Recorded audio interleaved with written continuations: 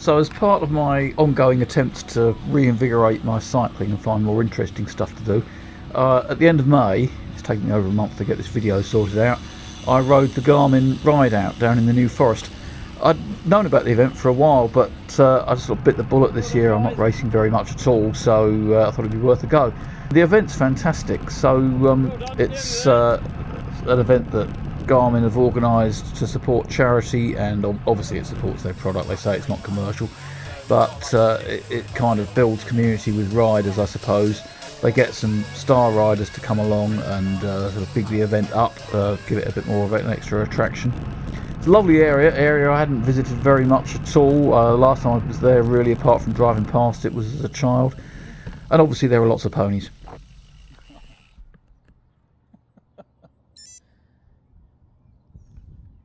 The event itself starts at about 11 AM. It's a bit of a disorganised start, actually, as you'll see in a moment. But the day starts much earlier than that, sort of 3 hours earlier. And one or two people were complaining about that for reasons I'll come to in just a moment. But it's very much a community event, as I say. Garmin are doing it to try and make it a community event, and they're trying to do more than just a ride. So there's a lot of interaction between riders, between the organisers, between the charity. Garmin are obviously using it to sell things. Yeah, my name's Jack. I'm head of marketing at Garmin. This every year is my favourite day at work. I think it's the same for my team. You might argue whether it is work or not, but thank you very much for showing up, because if nobody shows up, we don't get to do this. They're also giving people the opportunity to ride with celebrity riders, as I've said before, so that's a great part of the day. And of course they are doing it to support Action Research, so the charity that they've chosen. So it's a good day all round, and certainly it's an enjoyable one for everybody. Anyway, on to the ride itself. As I alluded to earlier on, there's a bit of chaos at the start, or at least there was this year. It's a long queue, there's no organised start times. They send riders off in groups of 10 to comply with the New Forest regulations, but it meant there was a long queue and not everybody was actually respecting the British tradition of queuing, shall we say, which was irritating. But anyway, eventually, about half an hour after the first riders, or a bit over actually, off I went in my little group of 10. There's no seeding or organisation to those groups, as I say, so you find you start with anybody and everybody. So you may find that you're not in a group that's going at the correct pace. What that actually meant, I suppose, in the ride was that in practice there was a certain amount of group riding where people were riding with friends, I suppose. And then there's the sort of the sad singles like me who are there by themselves, who have to try and find a group that's riding at the right pace or not. And so what I found was that I went through a number of groups, just trying to find somebody who was riding at a similar pace, and really didn't until about the last 10 miles. But that was fine. You know, I had the odd chat with people as I was meeting them along the route. It was alright. It's not a race, but you just want to ride it at the pace you want to go at. What it's also meant, though, is that hopefully, I think there were about 800-900 riders altogether, and hopefully I've got a fair number of them on video here, so it's quite a long video, but if you were riding it you might well see yourself. What I'd also hope, from the way that I've recorded this, and there is a lot of cycling here, so you might just want to whiz forward if you don't want to watch lots of people's backsides, but what I'd also hope is that it gives you a good flavour of what the route is like, and it is a spectacular route, it really is. The New Forest is fairly varied. Obviously there's a fair number of trees, but having said that, it does vary, so that you get the tree-lined hills, you get dark canopied sections, you get open heathland, so it is actually fairly varied. But what I would say about this route is that it's fantastic. It's a very well chosen route. Whoever planned it did so with great attention to detail, and it's a real pleasure to ride. The traffic's not too bad on it, but that late start that again I mentioned at the start, it does have one downside to it, one significant downside, apart from the waiting, which you may or may not appreciate. For me, I didn't mind at all. It added to the event for me, but you know, some people didn't like it. But what it does mean is that you get the busiest traffic, and of course the event's held in the early summer. In this particular case this year, it was actually the second weekend of the May school half term, and the weather had been fairly mediocre and was then spectacular for the weekend. So it's the New Forest.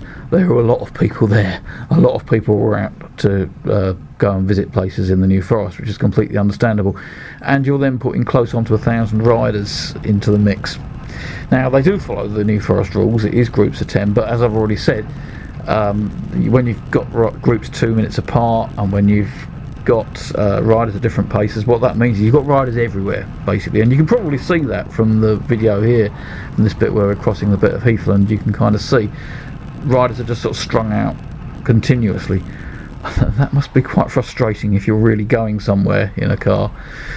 This poor guy in the Clio, he was stuck behind riders for a very long time. I could actually got round him quite a few times very easily, and I chose to not do so because I just thought if I was him, that would really annoy me.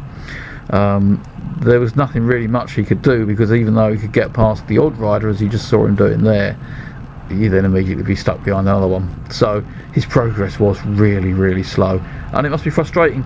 The drivers that I came across, with one exception, and even there it wasn't awful, and I'm from Essex, so nothing would be awful by Essex standards, really. He might have been from Essex, actually, I suppose. But the drivers I came across were all great, and certainly that was the case for this Clio driver. Mr. Clio driver, if you're watching this, you were a star. So thank you for your patience, which was appreciated. And people in the New Forest, especially I noticed this on days that weren't basically open speech marks, tourist days, closed speech marks, where you've got locals on the school run and what have you. One of the things that I noticed was that they're a lot more patient generally.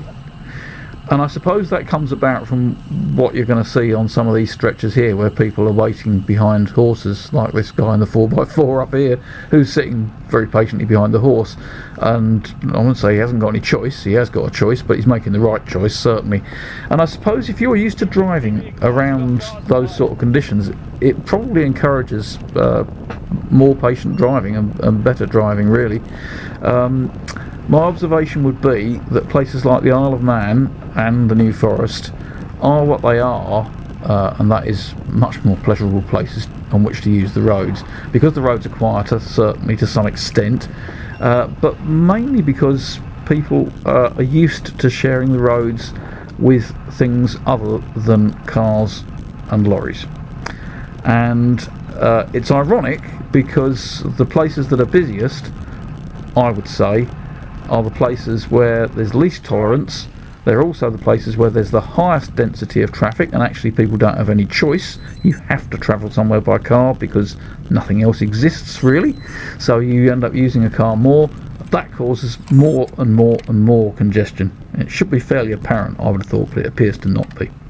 But certainly my area, which is North Essex, rural North Essex, which has recently been the subject of a great deal of, I could have used a different word to subject there, really, but the subject of a great deal of development, is now much, much busier, and the local towns are now gridlocked quite a lot of the time, and certainly at all busy times. Rush hour isn't an hour anymore, is it? But yeah, and it's now got to the point where it's actually very unpleasant to be on the roads as a pedestrian, as a horse rider, as a cyclist, and all those categories of people will report that. And that's been deterioration that's happened since the traffic levels have gone up, not since cycling levels have gone up, not since horse levels have gone up, not since walking's gone up, because they haven't, they've dropped. So anyway, that's my observation.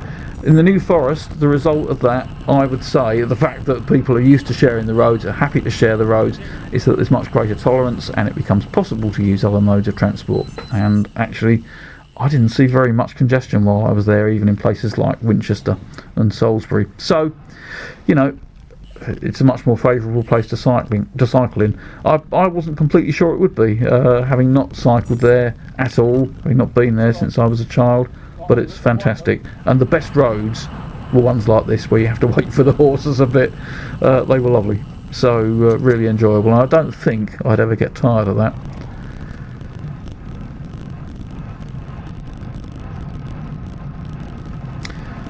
Anyway, by the point we've reached now, we're over halfway round.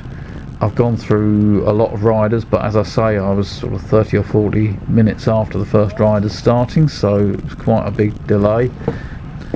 I'm sort of getting to the point now where the riders that I'm with are pushing it along at a slightly higher pace, which, if I'm honest, I preferred really, but I certainly didn't mind the early bits either, and I certainly wouldn't want to change the nature of the ride. I'm going to give a little shout out here for the Cuckoo Inn.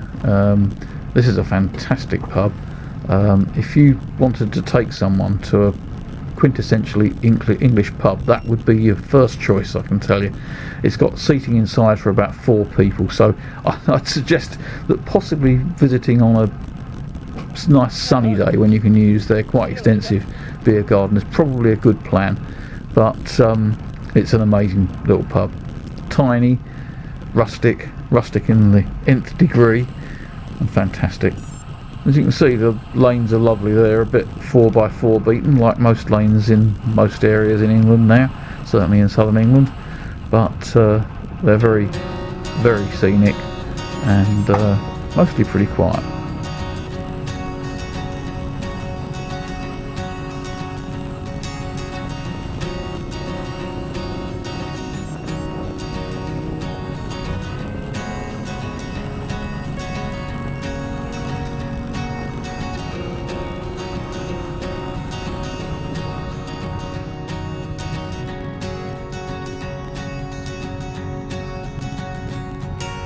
One of the things I'd not completely appreciated about the New Forest is quite how lumpy it is. It sounds daft and naive, but having not been there for so long, I'd really forgotten. But there are actually some quite decent hills, which is something that I like because that's really my thing.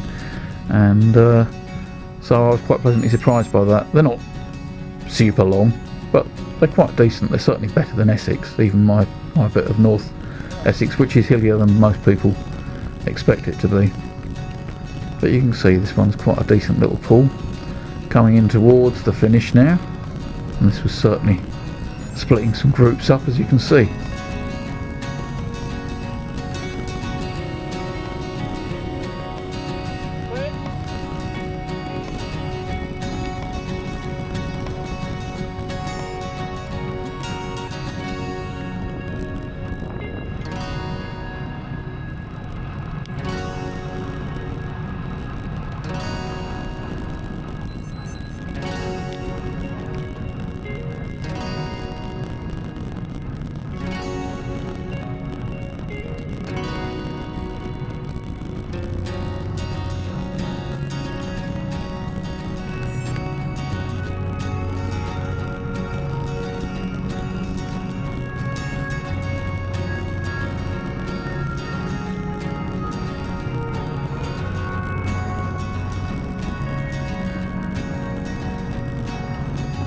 I caught this little group coming in towards the finish and rode quite a lot with them on the running. There were a few little delays we had, so sometimes we'd get split up and then we'd reform together as a little group, and it made quite a pleasant change.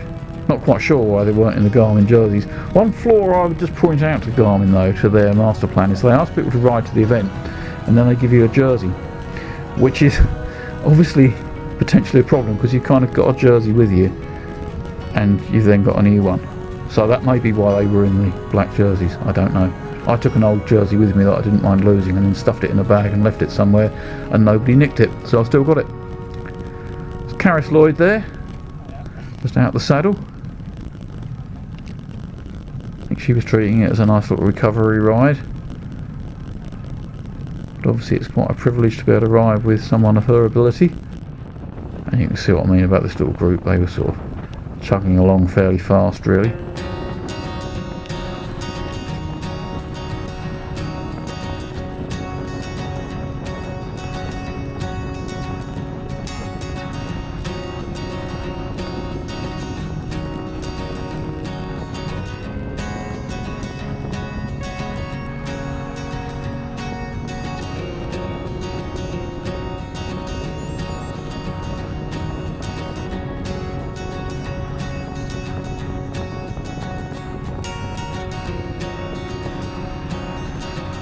you do still have to be mindful of the animals.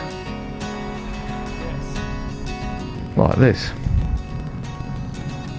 And I think that does go for all road users, whether you're a cyclist or whether you're a driver. And you do see people who don't always, whatever mode of transport they use, which is a shame. Sort of lets the side down a bit when people don't.